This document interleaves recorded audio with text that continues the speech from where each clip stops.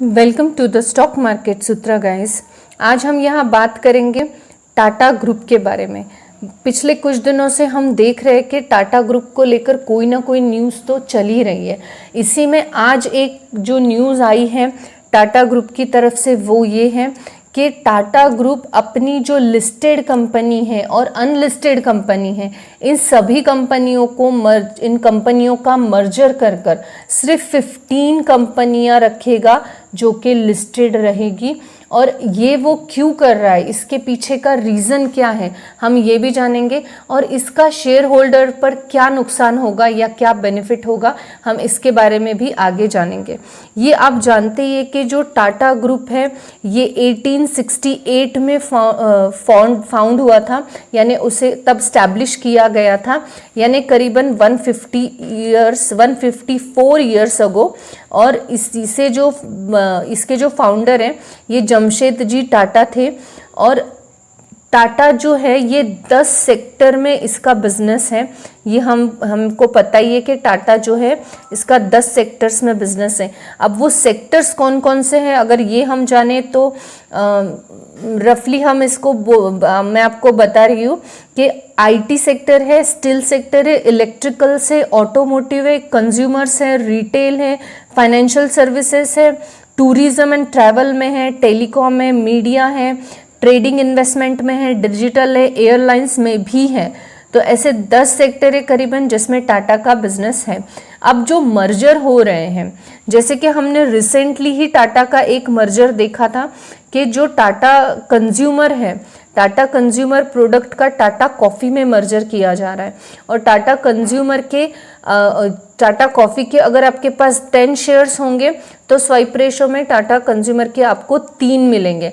ये हमने देखा है कि ये ऑलरेडी न्यूज़ अनाउंस हो चुकी है। इसके अलावा टाटा स्टील का भी मर्जर का न्यूज़ आया रिसेंटली कि ये 7 कंपनियां टाटा स्टील में मर्ज की जा रही है। उसमें से 4 लिस्टेड है जो कि है Tata Steel long product, Tata tin plate, company of India, Tata Metaliks and TRF. तो इसका भी स्वाइप रेशो आपको पता ही है कि टाटा जो स्टील लॉन्ग प्रोडक्ट है इसके अगर आपके पास 10 शेयर है तो आपको टाटा स्टील में 67 शेयर्स मिल जाएंगे। अगर टीन प्लेट के आपके पास अगर 10 शेयर्स है तो आपको 33 टाटा स्टील में मिलेंगे। इसके अलावा टाटा मेटालिक्स के अगर आपके पास 10 शेयर है तो टाटा स्टील में आपको 79 मिलेंगे। और टीआरएफ के 10 है तो आपको 17 शेयर टाटा स्टील में मिलेंगे। ये हमने रिसेंटली ही देखा था। ये कुछ पहली बार नहीं है टाटा में मर्जर हो रहा है। इसके पहले 2018 में भी हमने यहाँ देखा था कि टाटा कंसल्टेंसी में भी मर्जर हुआ था और ये भी एक मेगा मर्जर था। उसके बाद हमने देखा कि टीसीएस काफ़ी स्ट्रॉन्ग बन गई और टीसीएस ने अच्छी खासी ग्रोथ हमें टीसीएस में देखने को मिली थी। इसके अलावा ऑटोमोटिव सेक्टर जो है टाटा का, इसमें भी मर्जर हुआ था। टाटा मोटर्स का मर्जर हुआ था automotive stamping and assembling limited and automobile crops के साथ हुआ था, जो ये मर्जर भी टाटा मोटर्स के लिए काफ़ी बेनिफिशियल साबित हुआ है। इसके अलावा रिसेंटली जो हमने 1-2 दिन पहले ही न्यूज़ देखी है कि एयरलाइंस जो है टाटा की, उसमें भी मर्जर देखने को मिलने वाला है और ये मर्जर 2024 तक होने वाला है। और जो टाटा एशिया है और जो टाटा एशिया इंडिया और विस्तारा जो कंपनी है और न्यूली जो एयर इंडिया एक्वायर की है, ये सारी कंपनियों का मर्जर एयर इंडिया के साथ टाटा ग्रुप करने वाला है, जो कि हमें आगे देखने को मिलेगा। अब यहाँ पे सवाल ये आ रहा है कि टाटा ग्रुप के जो मर्जर हमें देखने को मिल रहे हैं ये क्यों।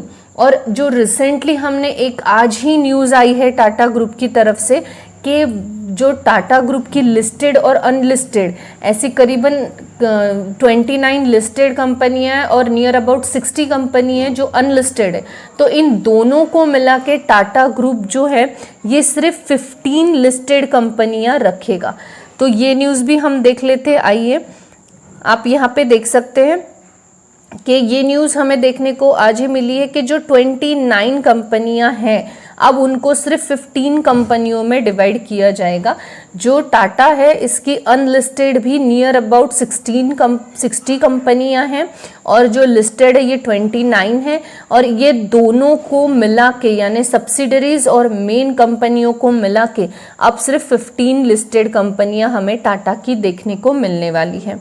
तो ये जो है एन चंद्रशेखरन ने ये स्टेटमेंट दिया है, और इस स्टेटमेंट के चलते हम ये तो समझ रहे कि टाटा ग्रुप जो है वो मर्जर कर रहा है। अब ये क्यों कर रहा है, ये जो बात है ये उससे भी बड़ी है। तो टाटा ग्रुप का जो ये मर्जर हो रहा है, इसमें ये मर्जर के चलते हमें टाटा में ग्रुप की कंपनियों में फ़ायदा ही देखने को मिलेगा। क्योंकि गाइज अगर जैसे कि टाटा स्टील एक कंपनी है और जो हमने 7 कंपनियां देखी ये छोटी छोटी कंपनियां हैं, तो हर कंपनी पे एक्सपेंसेस भी बढ़ते हैं और हर कंपनी पे फोकस भी डिस्ट्रैक्ट होता है। जब ये 7 कंपनियों का मर्जर टाटा स्टील में हो गया तो यहाँ पे सिर्फ एक कंपनी होगी, और एक बड़ी कंपनी होने की वजह से फोकस और एक्सपेंसेस दोनों ही प्रिवेंट होंगे। तो टाटा का जो ग्रोथ है ये कहीं ना कहीं अफेक्ट कर रहा है, क्योंकि इतनी सारी 16 नियर अबाउट अनलिस्टेड और करीबन 29 लिस्टेड कंपनियां हैं। तो इतने कंपनियों का जो फोकस है टाटा ग्रुप का वो डिस्ट्रैक्ट हो रहा है हर जगह। सब्सिडरीज जो है इन पे अलग फोकस करना पड़ रहा है, मेन कंपनियों पे अलग। इस वजह से टाटा ने ये डिसीजन लिया जो कि टाटा ग्रुप के फेवर में ही रहेगा, क्योंकि उनका फोकस और फाइनेंस दोनों ही एक जगह फोकस हो जाएंगे। सेकेंड, इसमें जो मोस्ट इम्पॉर्टेंट बात है कि जो शेयर होल्डर्स के पास इनकी सब्सिडरीज के शेयर है या 29 शेयर्स लिस्टेड कंपनियों में से किसी के शेयर से जो कि मर्ज होने वाले हैं, तो इसमें कोई भी आपको नुकसान नहीं होगा गाइस, क्योंकि जो भी शेयर्स आपके पास है जिस भी कंपनी में मर्ज होंगे आपको कुछ ना कुछ स्वाइप रेशो में उस कंपनी के स्टॉक डेफिनेटली मिल जाएंगे। तो ये कंपनी टाटा ग्रुप के लिए भी एक बहुत पॉजिटिव न्यूज़ है और ये शेयर होल्डर्स के लिए भी काफ़ी पॉजिटिव न्यूज़ साबित होने वाली है। आई होप आपको ये इन्फॉर्मेशन इन्फॉर्मेटिव लगी होगी गाइस। Thanks for watching.